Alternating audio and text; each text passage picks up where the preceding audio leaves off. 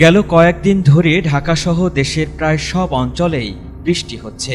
নোয়াখালী, ফেনী সহ দেশের বেশ কয়েকটি অঞ্চল ভারী বৃষ্টিতে প্লাবিত হয়েছে। টানা বৃষ্টিতে ভয়াবহ ভাঙনের শিকার হয়েছে পদ্মা পাড়ের মানুষ।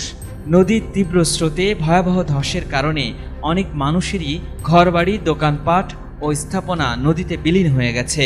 এমন ভাঙনের ফলে স্থানীয়দের মধ্যে আতঙ্ক ছড়িয়ে পড়েছে। টানা 4 দিনের ভারী বৃষ্টিপাতের জন্য দেখা দিয়েছে বন্যা পরিস্থিতিও। ভোগান্তিতে পড়েছে লাখ লাখ মানুষ। ঠিক এমন অবস্থায় আবহাওয়া অধিদপ্তর থেকে জানানো হলো দুঃসংবাদ। সাগরে লঘুচাপ এবং মৌসুমি বায়ুর প্রভাবে বৃষ্টিপাত আরও 5 দিন অব্যাহত থাকতে পারে বলে জানিয়েছে আবহাওয়া অফিস। বুধবার সন্ধ্যা 6টা থেকে পরবর্তী 120 ঘন্টার পূর্বাভাসে এই তথ্যই জানিয়েছে আবহাওয়া অধিদপ্তর।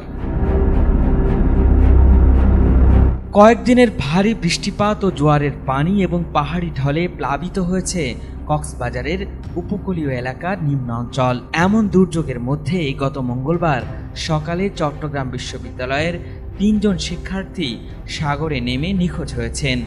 গত 2 দিনে 2 ছাত্রের মরদেহ ভেসে আসলেও এখনও একজন নিখোঁজ রয়েছে বলে জানা গেছে। আবহাওয়া অফিসের পক্ষ থেকে কক্সবাজারে জারি করা হয়েছে 3 নম্বর সতর্ক সংকেত। আবহাওয়াবিদ ডক্টর মোহাম্মদ আবুল কালাম মল্লিক জানিয়েছেন, পশ্চিমবঙ্গ এবং তৎসংলগ্ন এলাকায় একটি লঘুচাপ অবস্থান করছে।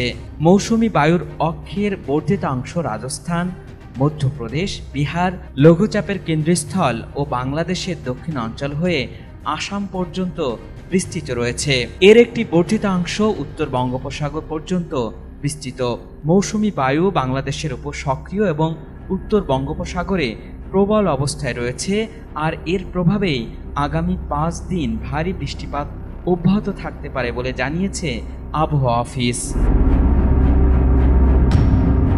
বৃহস্পতিবার আবহাওয়ার পূর্বাভাসে জানানো হয়েছে, খুলনা, বরিশাল, চট্টগ্রাম ও সিলেট বিভাগের অনেক জায়গায় এবং রংপুর, রাজশাহী, ময়মনসিংহ, ঢাকা বিভাগের কিছু কিছু জায়গায় অস্থায়ীভাবে দমকা হাওয়াসহ হালকা থেকে মাঝারি ধরনের বৃষ্টি, বজ্রসহ বৃষ্টি হতে পারে। সেই সাথে দেশের কোথাও কোথাও মাঝারি ধরনের ভারী বর্ষণ হতে পারে। সারা দেশের দিন ও রাতের তাপমাত্রা সামান্য বাড়তে পারে বলেও জানিয়েছে আবহাওয়া অফিস। আল ইমরান, ATN বাংলা, ঢাকা।